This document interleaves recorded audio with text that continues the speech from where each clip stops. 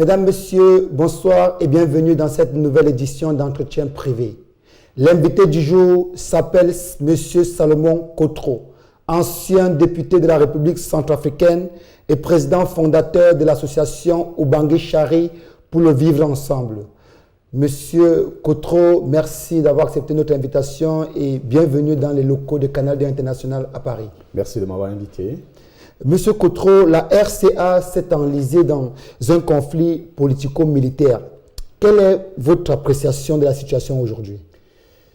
Merci beaucoup de m'avoir invité sur votre plateau de Canal 2 pour pouvoir évoquer avec vous la situation qui prévaut depuis plus d'une année en République centrafricaine.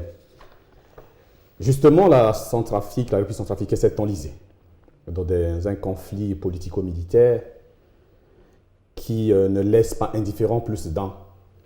Plus encore, un centrafricain comme moi ne peut pas être indifférent par rapport à ce qui se passe. Le conflit en République centrafricaine aujourd'hui nous interpelle tous. Interpelle non seulement les centrafricains, interpelle ceux de la bonne volonté, ceux qui aiment la paix, ceux qui veulent la Centrafrique sortir de ce conflit. Et c'est justement dans ce cadre-là,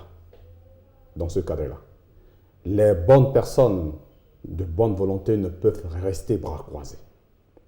C'est pour ça que nous avons décidé, au niveau de Paris, pour mettre en place justement cette association qui s'appelle Ubangui Chari pour le vivre ensemble, pour essayer d'apporter quelque chose au pays. Nous allons effectivement parler de cette association. Comment vivez-vous ce drame aujourd'hui? Le drame qui se passe en Centrafrique, je le vis mal.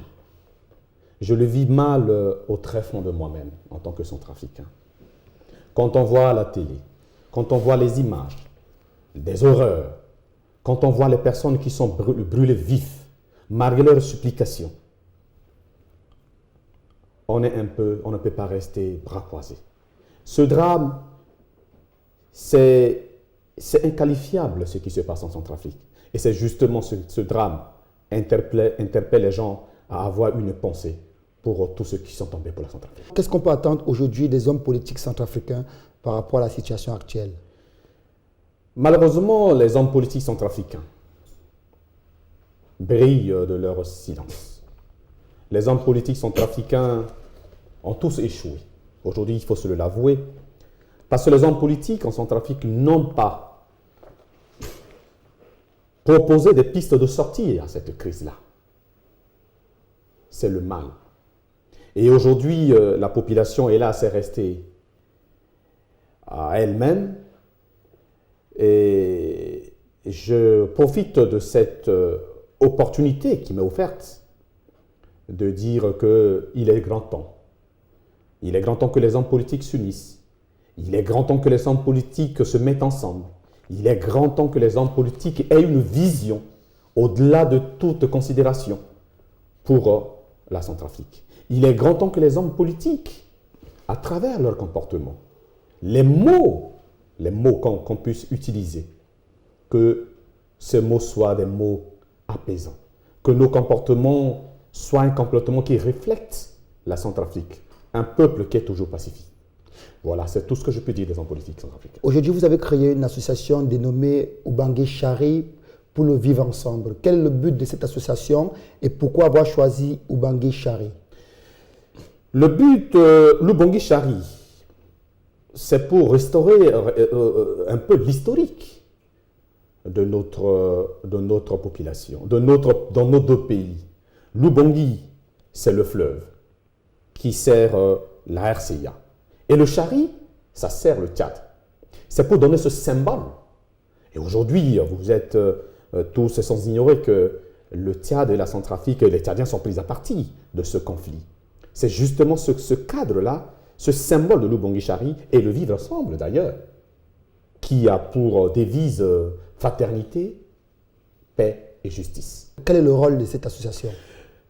L'association Ubangui Chari a pour rôle de sensibiliser les gens, de sensibiliser pour la paix, d'apporter une contribution pour la paix, de créer un cadre de réflexion pour le dialogue, afin de sauvegarder l'équilibre, l'harmonie qui a toujours existé entre les deux pays, le Tchad et la Centrafrique.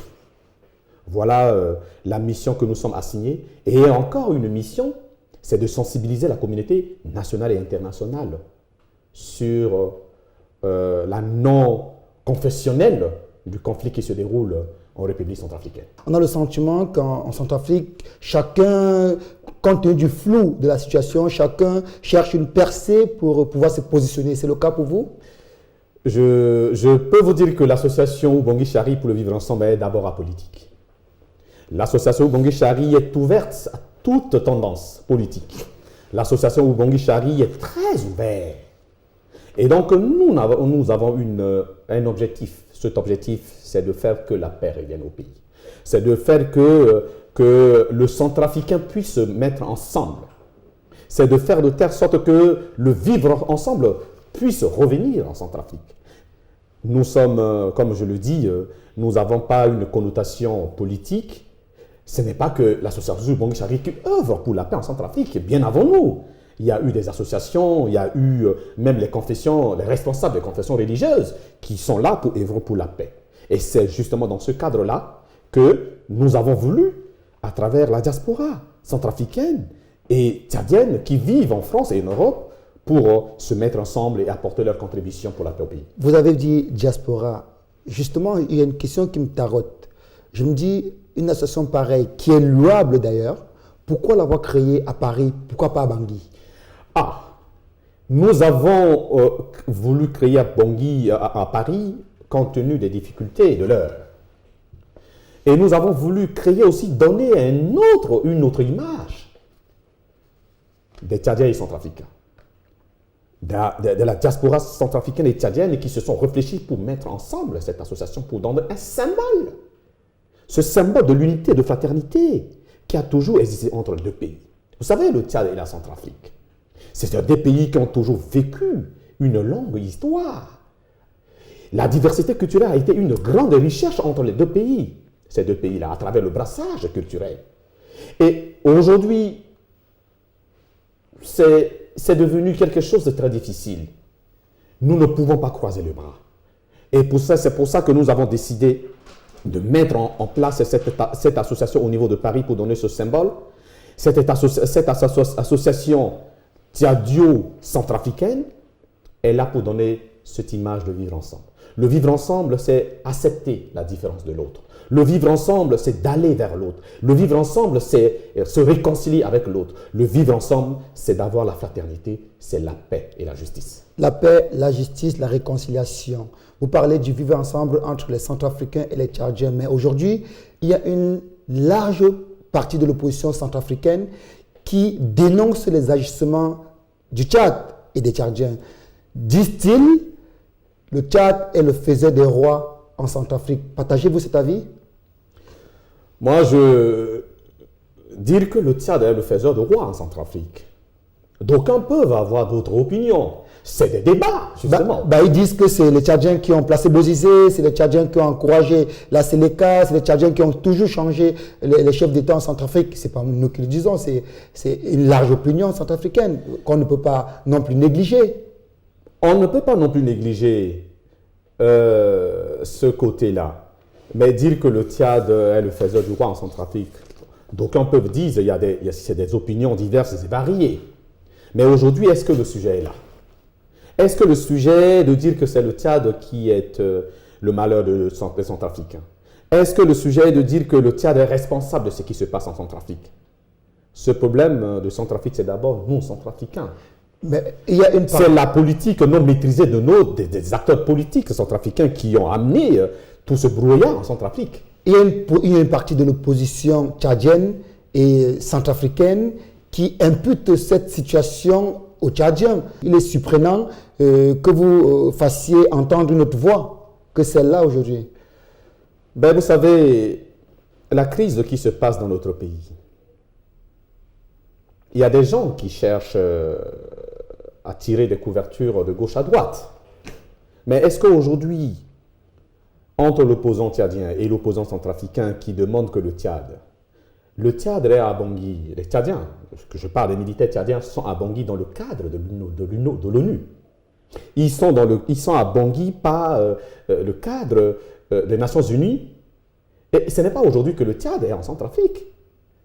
Si la mémoire des hommes est courte, on peut encore revenir dans le passé. Le Tchad est depuis à Bangui dans les années 90, à travers la MISAB pour aller. Et encore, depuis le début de cette crise, le Tchad a organisé beaucoup de conférences. À N'Djamena, il y a la conférence de N'Djamena, N'Djamena 1, N'Djamena 2, qui n'ont pas seulement accouché avec césarienne, qui ont accouché des solutions aux problèmes, qui ont participé à participer à la résolution des crises en Centrafrique. Mais dire que c'est vrai, vous savez, quand on est sur le terrain militaire, c'est vrai que le comportement de certains militaires tchadiens reste à désirer, reste à déplorer. Tout ça aussi, il ne faut pas se nier. Mais dire que ce comportement des militaires va mettre à porte-à-faux entre le peuple tchadien et le peuple centrafricain, moi, c'est ça qui me cœure un peu. C'est ces deux peuples qui ont toujours vécu en parfaite harmonie.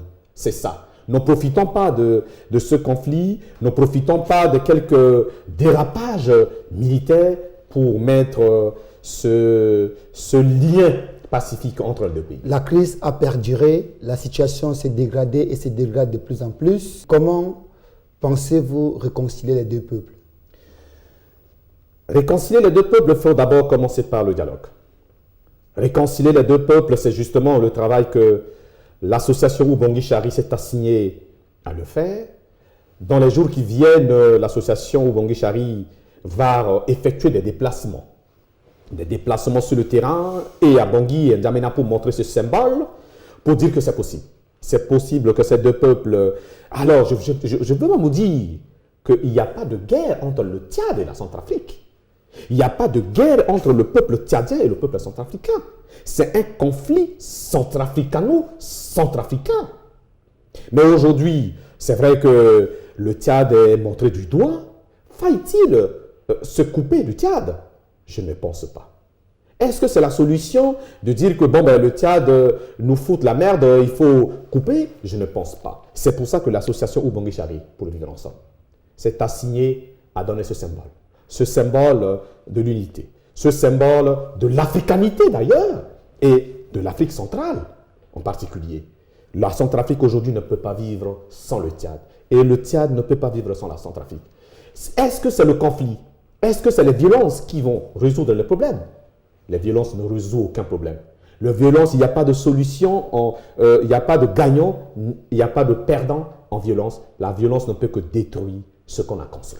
Si on considère que ce n'est pas un conflit centrafrico-tchadien et que c'est un conflit entre centrafricains, que répondez-vous aux organisations internationales des droits de l'homme qui estiment aujourd'hui que le pays va vers la partition?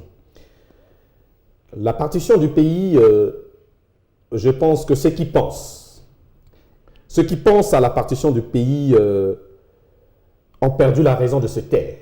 C'est ce que je peux dire. La Centrafrique est un pays souverain. La Centrafrique est unie et indivisible. Quand on voit même la charte de transition, à son article 19, c'est bien stipulé. La Centrafrique ne sera jamais divisée en deux. C'est pour ça que l'association Ubongi Chari pour le vivre ensemble milite pour la non-partition de la République centrafricaine. Mais par contre, nous disons oui à la paix et nous disons non à la partition du pays. Et donc, d'aucuns peuvent dire que la République centrafricaine tend vers la partition. Moi, je ne pense pas. Les Centrafricains sont jamais décidés à s'unir.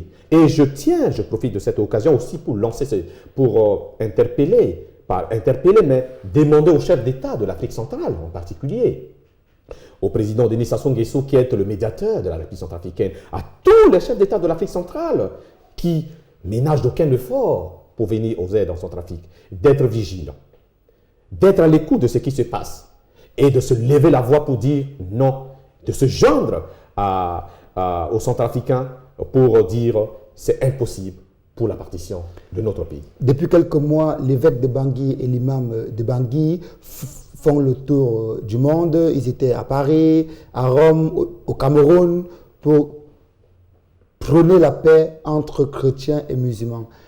Pensez-vous qu'aujourd'hui, chrétiens et musulmans en Centrafrique sont réconciliables? Cela m'amène à rire un peu quand j'entends. Quand j'écoute à la radio, quand je regarde les médias, quand je regarde la télévision, beaucoup disent que la guerre en Centrafrique, c'est une guerre entre chrétiens et musulmans. Il est lieu aussi de dire que cette guerre en Centrafrique est nullement une guerre de religion. Et quand on voit, vous l'avez si bien dit dans votre question, que l'imam et l'évêque ont fait le tour du monde. Imaginez-vous s'il y avait une guerre de religion. Ces deux responsables religieux peuvent se mettre ensemble pour faire le tour du monde et demander la paix. Arrêtons de diaboliser les Centrafricains pour ça. Je pense que le conflit qui se passe aujourd'hui en Centrafrique, ce n'est nullement attrait à la religion. Oui, je dis que les chrétiens et les musulmans sont encore réconciliables en Centrafrique. Oui, d'ici là, ces chrétiens et ces musulmans vont se marcher la main dans la main. Je crois à ce génie-là. Je crois à l'esprit. Je crois à ce que la Centrafrique, qui aujourd'hui est taxée d'un pays de guerre, d'un pays où les communautés qui n'ont toujours vécu en parfaite symbiose, et à aucun moment, il n'y a aucun esprit de communauté, c'est surgi dans la tête des gens. Je pense que oui, la réconciliation est encore possible, mais il faut y aller.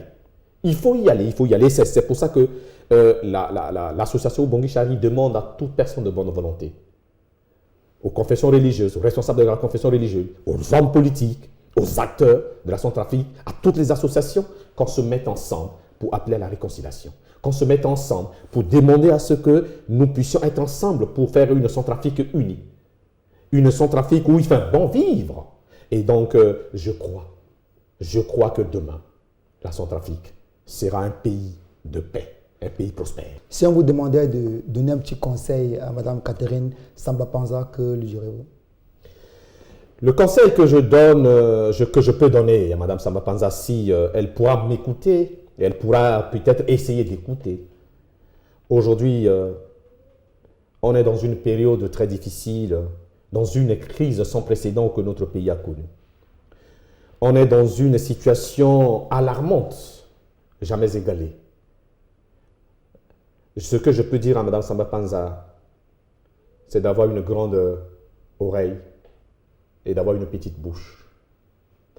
Avoir une grande oreille d'écouter. Avoir une grande oreille de savoir rassembler. Avoir une grande oreille de savoir dialoguer. Avoir une grande oreille de savoir mettre les gens ensemble. Avoir une grande oreille de savoir orienter notre pays vers la réconciliation et vers le dialogue. C'est votre bout de fin? Ce que je tiens à dire aux Centrafricains, aux amis de la Centrafrique, à tous ceux qui prennent le problème de Centrafrique à bras le corps, c'est de dire que la Centrafrique restera toujours debout. La Centrafrique, certes, a connu des moments difficiles. L'appel que je tiens à lancer, et aux Anti-Balaka, et aux Séléka, et aux acteurs politiques centrafricains, et aux jeunes centrafricains, et à tout le peuple centrafricain, c'est de ne laisser pas aller à l'émotion. C'est de ne pas laisser l'émotion guider sur nos raisons. C'est de dire qu'à un moment donné, on peut beau bien faire la guerre. Il y a un moment pour faire la guerre, il y a un moment pour faire la paix. Il y a un moment pour pleurer, il y a un moment pour rire. Il y a un moment pour tout. Aujourd'hui, ce moment est arrivé. On a assez fait la guerre. On a assez tué. On a assez humilié notre pays. On a mis notre pays en lambeaux. Il est grand temps. Il est grand temps aujourd'hui de se mettre ensemble et réfléchir sur l'avenir de notre pays. Il est grand temps de se dire qu'est-ce que le vivre ensemble est encore possible en Centrafrique. Moi, je crois à ce vivre ensemble. Le Tchad et la Centrafrique sont appelés à vivre ensemble. Ce n'est pas seulement le Tchad. Quand on voit aujourd'hui, il y a même des musulmans qui sont centrafricains. Pourtant, la République centrafricaine, c'est un pays laïque, où la religion, toutes sortes de religions est tolérée. Il y a des Centrafricains musulmans. Nos frères sont pris à partie. Aujourd'hui, les Camerounais, les Sénégalais, les Ivoiriens sont obligés de partir parce qu'ils sont musulmans. Est-ce que cela, le vivre ensemble? Est-ce que cela, le vivre ensemble? Je ne pense pas. Il faudrait que nous retrouvions l'honneur. Notre devise le dit si bien, l'unité, dignité et le travail. Est-ce que nous sommes unis? L'unité demande l'amour envers les autres, l'acceptation de la différence.